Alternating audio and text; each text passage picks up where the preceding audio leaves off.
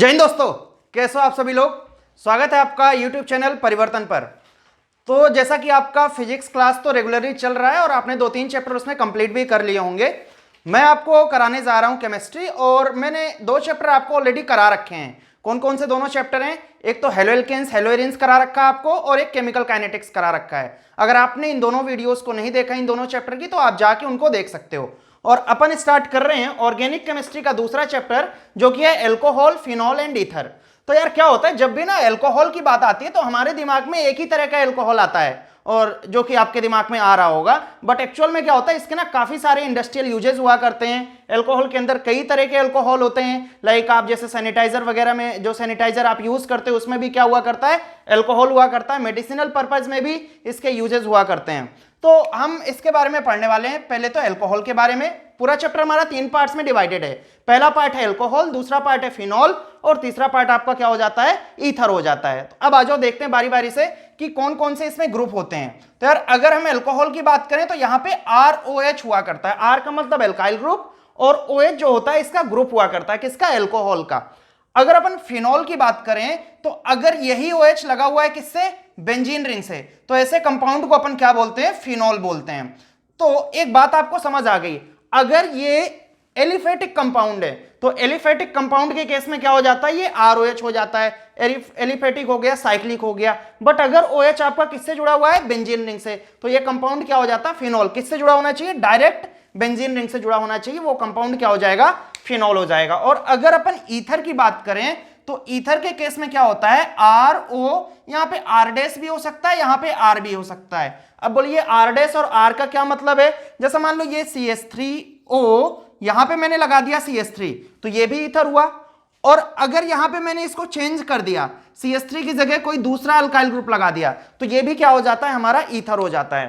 तो जनरली आपको एक आइडिया लग गया होगा कि अगर हम एल्कोहल की बात करें तो ROH ग्रुप हो जाएगा, फिनॉल में OH डायरेक्ट जुड़ा होगा बेंजीन रिंग से, और ईथर के केस में क्या होगा, एक ऑक्सीजन एटम होगा और इसके इस साइड भी अल्काइल ग्रुप होगा और इसके दूसरे साइड भी अल्काइल ग्रुप होगा।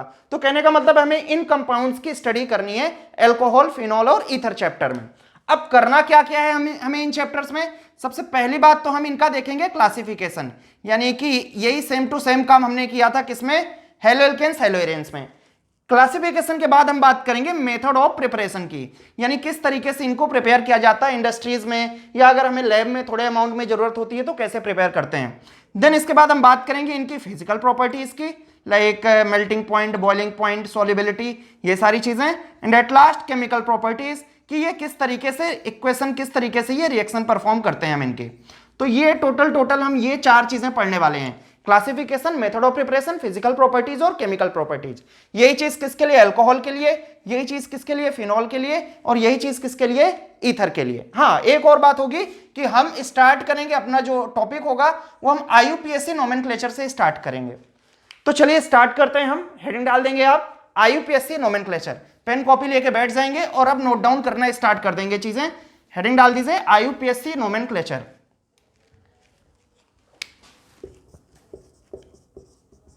देखिए, अगर हम बात करें IUPAC की तो सबसे पहले बात तो ये होती है कि अगर मान लो एक कार्बन है, एक कार्बन के लिए अपन क्या लिखते हैं, मैथ। एकदम आपको मैं बेसिक से लेके चलूंगा।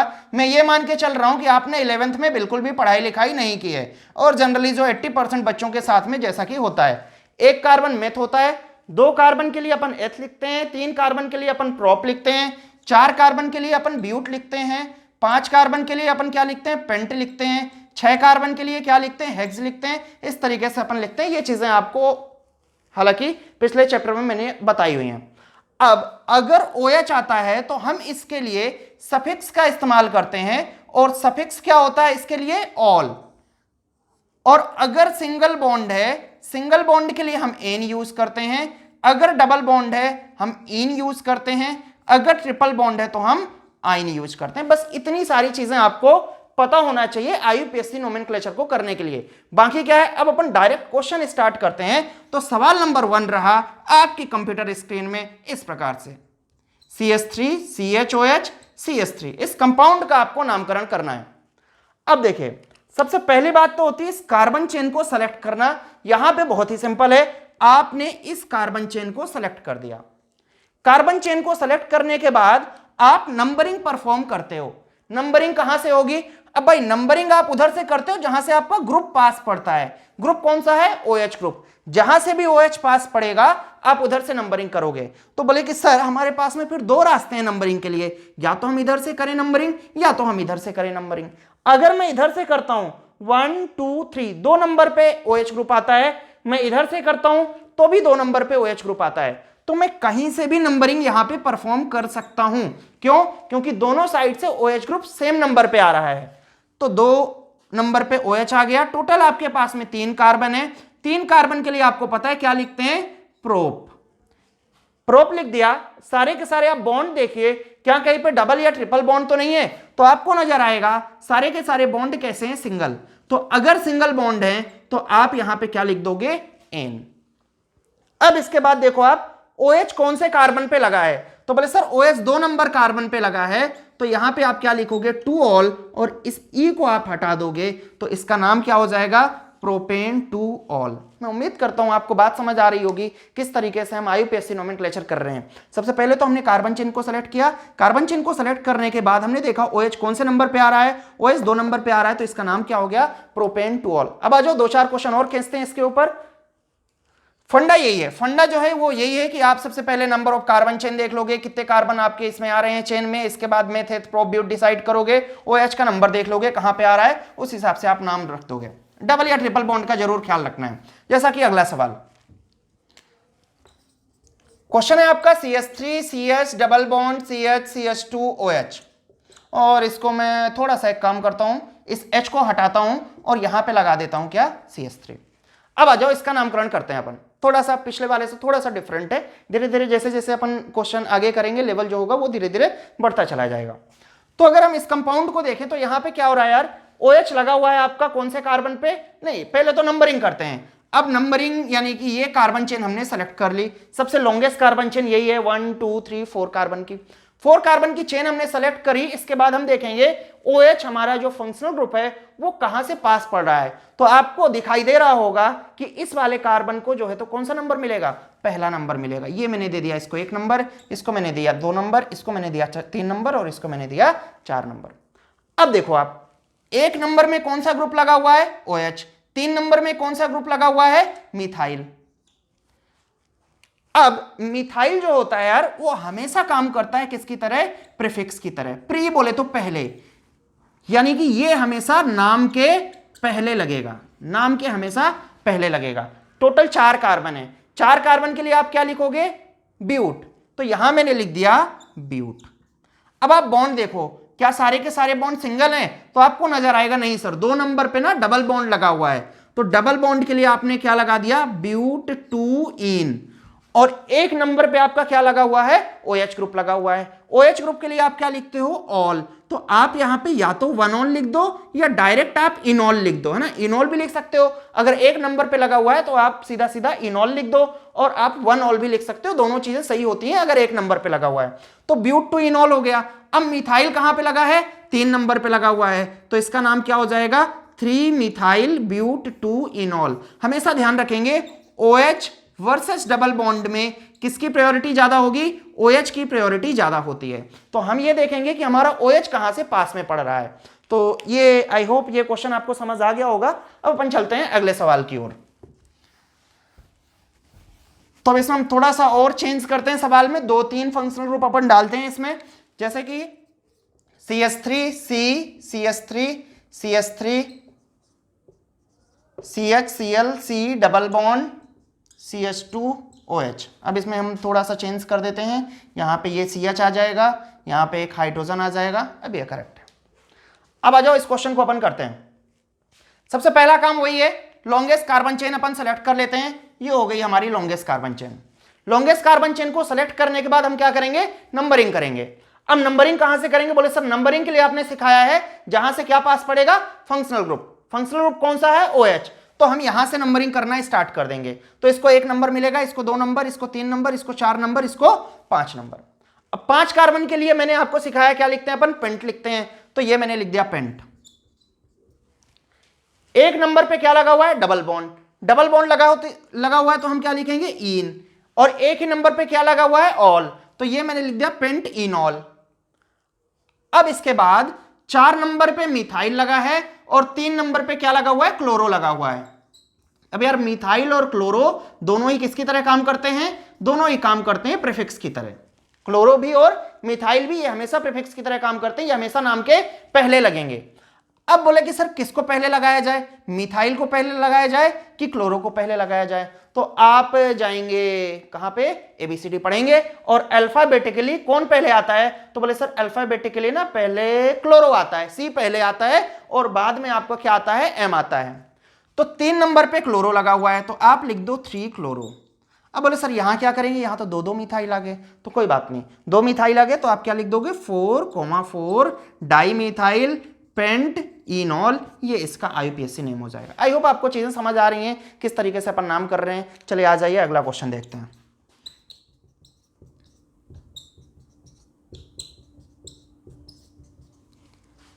सवाल को करते हैं, खुद से ट्राई करेंगे, पहले वीडियो को स्टॉप कर लो और इस क्वेश्चन को आप जो है तो खुद से ट्राई करो, इसका नाम क्या होगा। अब देखो यार, ये आपने लॉन्गेस्ट कार्बन चेन सेलेक्ट करी होगी। लॉन्गेस्ट कार्बन चेन को जब आपने ये सेलेक्ट करी होगी, बिकॉज 3 कार्बन की ये चेन बन रही है, कुछ बच्चों ने इसको भी सेलेक्ट करा होगा, ये भी एकदम सही है, आप ऐसे भी सेलेक्ट कर सकते हो, ये भी सही है ना, दोनों तरीके से आप जा सकते हो। तो इसको मिलेगा 1 नंबर, इसको मिलेगा 2 नंबर, इसको मिलेगा 3 नंबर। 2 नंबर पे मिथाइल ग्रुप लगा हुआ है और 2 नंबर पे ही OH ग्रुप लगा हुआ है। मिथाइल आपको पता है प्रीफिक्स की तरह काम करेगा, OH आपको पता है सफिक्स की तरह काम करेगा। तो इस कंपाउंड का क्या नाम हो जाएगा, इस कंपाउंड का नाम हो जाएगा 2 मिथाइल प्रोपेन 2 ऑल। मैं उम्मीद करता हूं आपको आईयूपीएसी नोमेनक्लेचर जो है समझ आ रहा होगा। आपके पेपर में एक क्वेश्चन इस टॉपिक से जरूर आता है, अब वो किसी भी चैप्टर से हो सकता है, हेलो एल्केन से भी हो सकता है, एल्कोहल फिनोल ईथर से भी हो सकता है, एल्डिहाइड से भी हो सकता है, अमाइन से भी हो सकता है। अपन हर एक चैप्टर में ये सारी चीजें देखने वाले हैं। हेलो एल्केन में मैंने ऑलरेडी बता दिया था, इसमें मैं करा ही रहा हूं, आगे के दोनों चैप्टर में भी मैं आपको आईयूपीएसी नोमेनक्लेचर कराऊंगा। तो ये आपका जो पार्ट है आईयूपीएसी का वो क्लियर होता रहेगा, वीडियो टू वीडियो जैसे जैसे आगे वीडियो आती जाएंगी वैसे वैसे ये पार्ट आपका एकदम क्लियर होता रहेगा। तो अब आ जाओ आगे अगले टॉपिक पे अपन चलते हैं। ये आपने देखा कि आईयूपीएसी नोमेनक्लेचर हम कैसे करते हैं। आई होप आपको चीजें समझ आ गई होंगी। एक बार मैं फिर से सम अप कर देता हूं ना, अपन ने क्या क्या किया है ये पॉइंट आप नोट कर लेंगे। आईयूपीएसी नोमेनक्लेचर करते समय सबसे पहले आप जाएंगे किसकी ओर, लॉन्गेस्ट कार्बन चेन की ओर, है ना। अब लॉन्गेस्ट कार्बन चेन हमने सेलेक्ट कर ली। लॉन्गेस्ट कार्बन चेन को सेलेक्ट करने के बाद आप ये देखोगे कि OH ग्रुप आपका कहां पे लगा हुआ है ना। जहां पे OH कहां है, पास है, जहां भी OH पास है आप नंबरिंग वहीं से स्टार्ट करेंगे, नोट कर लेना हमेशा ना। जहां पे OH पास है नंबरिंग हमेशा वहीं से वहीं से यूज करोगे, नंबरिंग हमेशा वहीं से करोगे। और OH के लिए आप जो है तो सफिक्स इस्तेमाल करोगे, कौन सा सफिक्स आप इस्तेमाल करोगे, ऑल। और डबल बॉन्ड है तो आप इन यूज कर दोगे, ट्रिपल बॉन्ड है तो आप क्या यूज कर दो, आयन, और अगर सिंगल बॉन्ड है तो आप क्या यूज कर दोगे, एन। अब एनसीईआरटी में इन टेक्स्ट या एक्सरसाइज में जो भी क्वेश्चन है ना आईयूपीएसी नोमेनक्लेचर से रिलेटेड एल्कोहल टॉपिक के, आप उनको ट्राई कर सकते हो। आज अब अगले टॉपिक की ओर चलते हैं। नेक्स्ट टॉपिक है हमारा classification of alcohol. Same to same topic हमने किया था हेलो एल्केन हेलो एरियन में, वहां भी हमने क्लासिफिकेशन किया था और ये क्लासिफिकेशन एकदम सिमिलर है ना, जैसा वहां पे क्लासिफिकेशन था वही सेम टू सेम क्लासिफिकेशन हम यहां पे भी करने वाले हैं। तो अगर आपको ये वाला समझ लो, आपको हेलो एल्केन का समझ आ जाएगा। हेलो एल्केन अगर आपने समझा हुआ है तो ये भी समझ आ जाएगा, है ना। तो चलो आ जाओ स्टार्ट करते हैं। सबसे पहला है on the basis of hybridisation.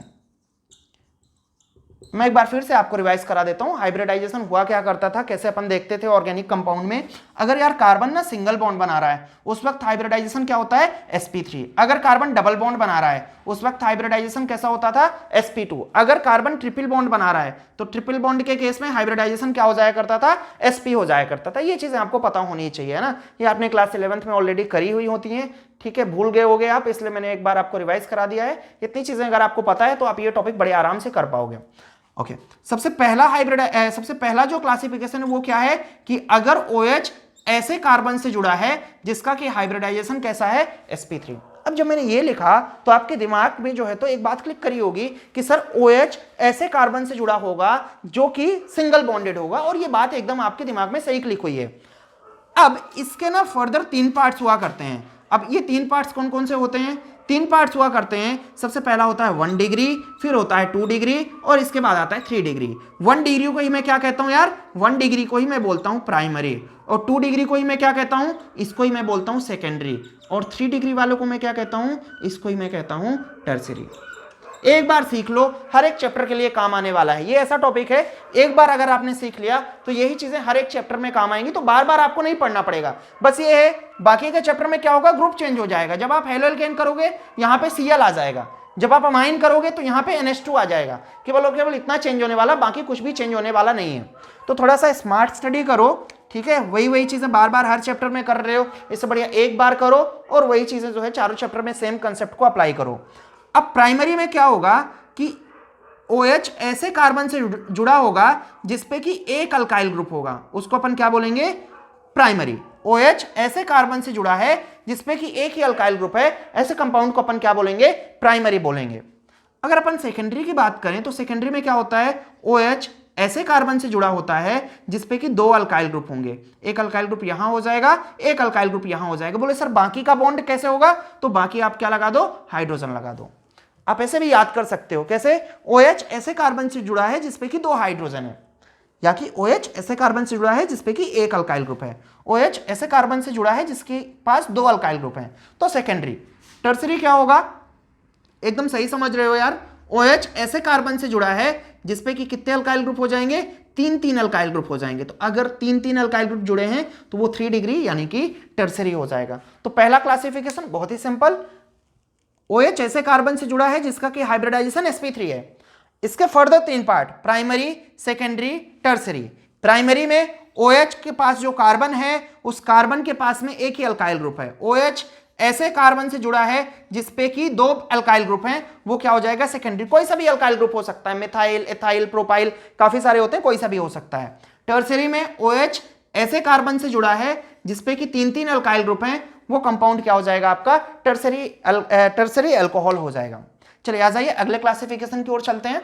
Next classification हमारा क्या है, on the basis of hybridization ही बातें चल रही हैं। और अब जो क्लासिफिकेशन है उसमें अपन क्या करने वाले हैं कि इसका नाम है विनाइलिक एल्कोहल। अब यार देखो, विनाइलिक आपको एल्काइल हैलाइड भी मैंने सिखाया था, विनाइलिक क्या हुआ करते थे।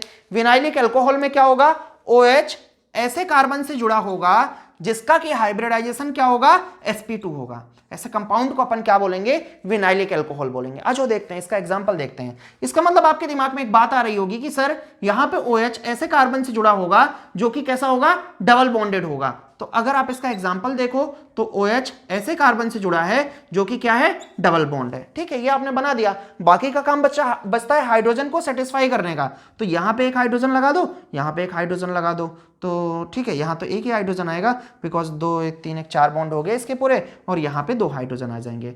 तो ये हो जाएगा आपका क्या, विनाइलिक एल्कोहल। विनाइलिक एक बार मैं फिर से आपको बताता हूं, OH ऐसे कार्बन से जुड़ा है जो कि sp2 हाइब्रिडाइज्ड है। पिछला क्या था, OH ऐसे कार्बन से जुड़ा था जिसका हाइब्रिडाइजेशन sp3 था, उसके आपने 3 पार्ट किए, प्राइमरी, सेकेंडरी और tertiary.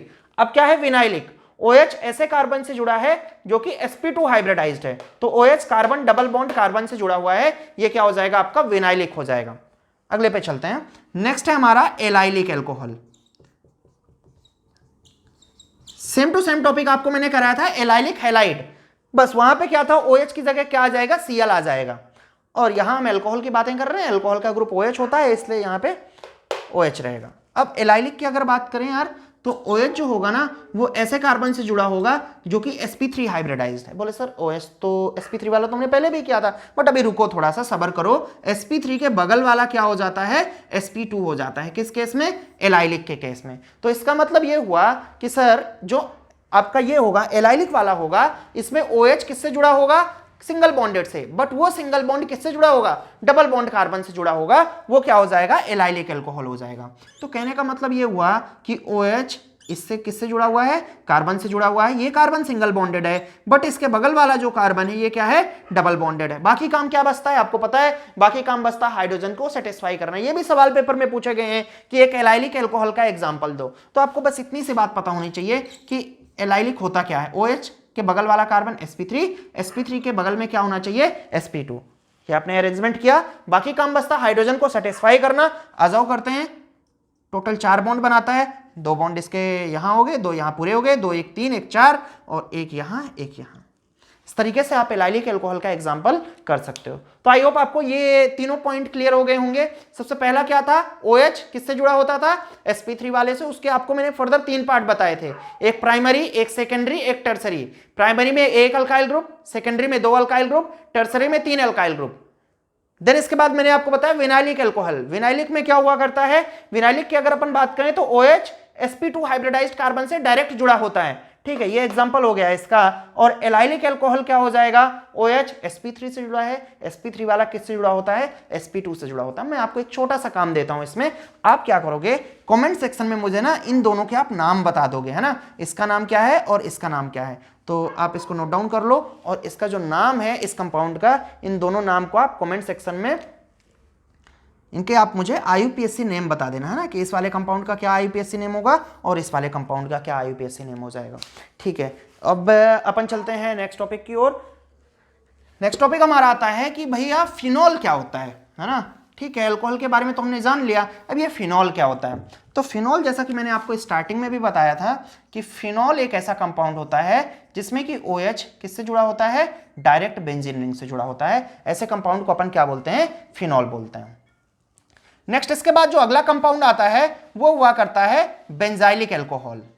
Benzylic alcohol, benzylic alcohol की अगर अपन बात करें तो बेंजाइलिक में क्या होता है, बेंजाइलिक में OH जो होता है वो तो जुड़ा होता है sp3 कार्बन से। OH किससे जुड़ा होगा, sp3 कार्बन से, और ये वाला जो कार्बन होगा ये जुड़ा होगा किससे, बेंजीन रिंग से। तो ऐसे कंपाउंड को अपन क्या बोलते हैं, बेंजाइलिक अल्कोहल बोलते हैं। OH किससे जुड़ा होगा, sp3 कार्बन से, और ये कार्बन जुड़ा होगा किससे, बेंजीन रिंग से। Such compounds are known as benzylic alcohol. एक एग्जांपल देखते हैं, जैसे OH इस कार्बन से जुड़ा है जो कि सिंगल बॉन्डेड है, और ये कार्बन किससे जुड़ा हुआ है, बेंजीन रिंग से जुड़ा हुआ है। बोले सर अगला काम क्या बचता है, अगला काम आपको पता है क्या बचता है, अगला काम होता है हाइड्रोजन को सेटिस्फाई करना। ये मैंने हाइड्रोजन को सेटिस्फाई कर दिया, ये आपका कंपाउंड हो गया, इसको अपन क्या बोलते हैं, बेंजाइलिक अल्कोहल बोलते हैं। तो आपके दिमाग में एक सवाल उठ रहा होगा, सर अगर यहाँ पे इस हाइड्रोजन की जगह हम कुछ और लगा दें, कुछ और इन द सेंस अगर कोई और अल्काइल ग्रुप लगा दें, क्या ये बेंजाइलिक होगा? बिल्कुल ये बेंजाइलिक होगा। आप कहने का मतलब ये हुआ CHOH, और यहां पे मैंने क्या लगा दिया, एक CH3 लगा दिया, ये भी बेंजाइलिक अल्कोहल होगा। बट ये वाला ना 1 डिग्री कहलाया करता है, 1 डिग्री बेंजाइलिक अल्कोहल। ये वाला क्या कहलाता है, 2 डिग्री बेंजाइलिक अल्कोहल, है ना। और अगर इस हाइड्रोजन की जगह भी मैंने एक दूसरा अल्काइल ग्रुप लगा दिया तो ये क्या हो जाएगा, ये आपका हो जाएगा 3 डिग्री बेंजाइलिक अल्कोहल। तो मैं समझता हूं कि आपको चीज़ें जो है वो समझ आ रही होंगी। ये आपका क्या हो जाएगा, 3 डिग्री बेंजाइलिक अल्कोहल हो जाएगा। चीज़ें एकदम सिंपल हैं, बस आपको एक बार पढ़ने की ज़रूरत है ना। वीडियो देखिए आराम से, इनको नोट डाउन करते रहिए, आपको चीज़ें सारी की सारी समझ आएंगी। ठीक है, ये क्लासिफिकेशन आपको समझ आया होगा। फिनॉल आपने सीख लिया, बेंजाइलिक अल्कोहल आपने सीख लिया। नेक्स्ट क्लासिफिकेशन होता है on the basis of number of OH group, है ना।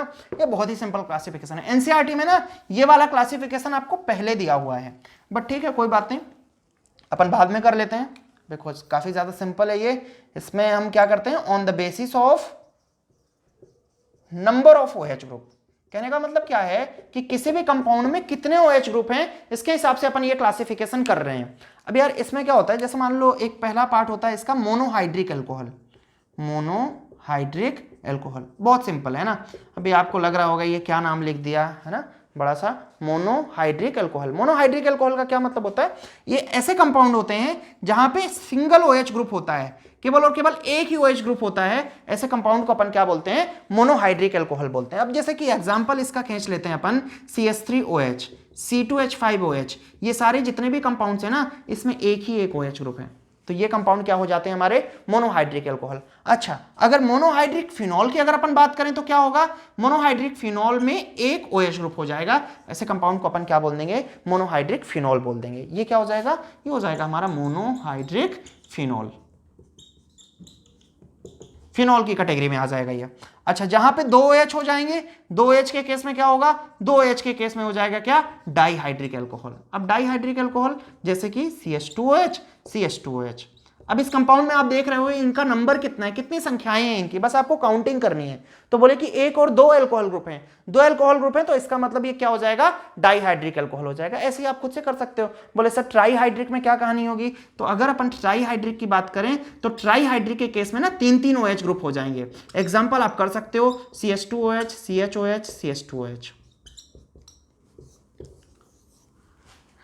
ठीक है, ट्राईहाइड्रिक फिनॉल में कितने OH ग्रुप हो जाएंगे? 3 OH ग्रुप हो जाएंगे। तो मैं उम्मीद करता हूं कि आपको ये कंसेप्ट भी क्लियर हो गया होगा और क्लासिफिकेशन का, अल्कोहल के क्लासिफिकेशन का ये पार्ट यहीं पे कंप्लीट होता है। अपन अब ईथर का क्लासिफिकेशन कर लेते हैं, ठीक है। फिनॉल में तो ऐसा कुछ है नहीं क्लासिफाई करने के लिए, वहां पे एलाइलिक विनाइलिक नाम की कोई चीज है नहीं। अपन किसका क्लासिफिकेशन अब कर लेते हैं? अपन कर लेते हैं ईथर का क्लासिफिकेशन। तो हेडिंग लगा दो, क्लासिफिकेशन ऑफ ईथर्स।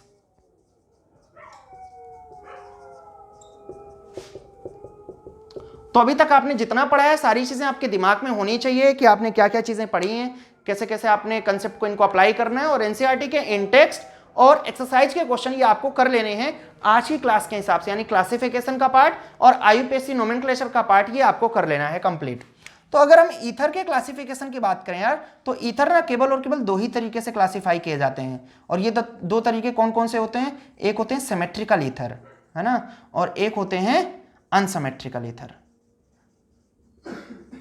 या एसिमेट्रिकल या अनसिमेट्रिकल ईथर। अब देखो सिमेट्रिकल ईथर का क्या मतलब होता है। ईथर का आपको जनरल फॉर्मूला मैंने सिखाया, क्या होता है? ये होता है ROR हो सकता है या तो ROR डैश हो सकता है। अब बोले सर सिमेट्रिकल में क्या कहानी होगी? अगर बच्चों ROR है ना, क्या लगा हुआ है यहाँ पे? ROR लगा हुआ है, यानी ऑक्सीजन के जैसा इधर अल्काइल ग्रुप वैसा ही इधर अल्काइल ग्रुप, तो ऐसे ईथर को अपन क्या बोलते हैं? Symmetrical ether. और अनसिमेट्रिकल ईथर के केस में क्या हो जाएगा? ROR dash. जैसे कि आप देख पा रहे हो ऑक्सीजन के इधर कोई और अल्काइल ग्रुप है और इस साइड कोई और अल्काइल ग्रुप है, ऐसे ईथर को अपन क्या बोलते हैं? अनसिमेट्रिकल ईथर बोलते हैं। आ जाओ 1-2 एग्जांपल आपको मैं दिखाता हूं। CH3OCH3, ऑक्सीजन के इधर जैसा अल्काइल ग्रुप वैसा ही अल्काइल ग्रुप आपको ऑक्सीजन की दूसरे साइड भी है, तो ये हमारा पर्टिकुलर ईथर किसके अंतर्गत आ जाएगा? सिमेट्रिकल ईथर के अंतर्गत आ जाएगा। अगर इधर पे तो CH3 लगा है बट दूसरे साइड क्या लगा हुआ है? C2H5 लगा हुआ है, तो ऐसे ईथर को अपन क्या बोलते हैं? अनसिमेट्रिकल ईथर बोलते हैं। अब एक बार फिर से समअप करते हैं सारी चीजों को, अपन ने क्या क्या किया है ना। सबसे पहला पॉइंट अपन ने किया था आईयूपीएससी नोमेनक्लेचर कैसे करते हैं, उसमें हमने क्या क्या रूल पढ़े। सबसे पहले तो हमें कार्बन चेन को सेलेक्ट करना है, OH हमें देखना है कहां से पास पड़ता है, OH का हमें सफिक्स यूज करना है ऑल। इसके बाद मैंने आपको बताया क्लासिफिकेशन सबसे पहला तो on the basis of hybridization. Carbon single bond बना रहा है तो sp3, कार्बन डबल बॉन्ड बना रहा है, 2 बॉन्ड अगर बना रहा है तो sp2, अगर कार्बन 3 बॉन्ड बना रहा है 3 बॉन्ड के केस में क्या हो जाता है? sp हो जाया करता है। अब इसमें सबसे पहला हमने किया 1 डिग्री 2 डिग्री 3 डिग्री। 1 डिग्री में 1 अल्काइल ग्रुप, 2 डिग्री में 2 अल्काइल ग्रुप और 3 डिग्री में आपके 3 अल्काइल ग्रुप आ जाते हैं। देन इसके बाद आपने किया विनाइलिक क्या होता है। विनाइलिक में आपने क्या सीखा कि OH जो होगा वो डायरेक्ट किससे जुड़ा होगा? कार्बन डबल बॉन्ड कार्बन से जुड़ा होगा। इसके बाद आपने किया एलाइलिक। एलाइलिक में क्या हुआ करता है? एलाइलिक में कार्बन जो OH से जो जुड़ा कार्बन है वो तो क्या होगा? sp3 हाइब्रिडाइज्ड होगा, बट उसके बगल वाला क्या होगा? sp2 हाइब्रिडाइज्ड होगा। देन इसके बाद आपने किया mono di trihydric alcohol. Mono में 1 OH, डाई में 2 OH, ट्राई में 3 OH। बेंजाइलिक में OH तो जुड़ा है sp3 से, sp3 वाला जुड़ा होगा डायरेक्ट बेंजीन रिंग से। फिनॉल में OH डायरेक्ट जुड़ा होगा किससे? बेंजीन रिंग से। देन इसके बाद आपने किया सिमेट्रिकल ईथर और अनसिमेट्रिकल ईथर। सिमेट्रिकल ईथर में क्या किया आपने? O के ऑक्सीजन के दोनों तरफ same same alkyl group. Unsymmetrical ether में क्या होगा? ऑक्सीजन के दोनों तरफ क्या होंगे? अलग अलग अल्काइल ग्रुप होंगे। ऐसे कंपाउंड को अपन क्या बोलते हैं? अनसिमेट्रिकल ईथर बोलते हैं। अब इसकी जो नेक्स्ट वीडियो होगी उसमें अपन क्या सीखेंगे कि अल्कोहल का प्रिपरेशन कैसे करते हैं, है ना। ये जो अल्कोहल कंपाउंड है इसका प्रिपरेशन कैसे करते हैं और इसकी केमिकल और फिजिकल प्रॉपर्टीज कैसे होती हैं। तो मैं उम्मीद करता हूं कि आप सभी लोग बढ़िया होंगे, अपना ख्याल रख रहे होंगे, अपने घर वालों का ख्याल रख रहे होंगे। इसी आशा और उम्मीद के साथ मैं विदा लेता हूं। जय हिंद, जय भारत।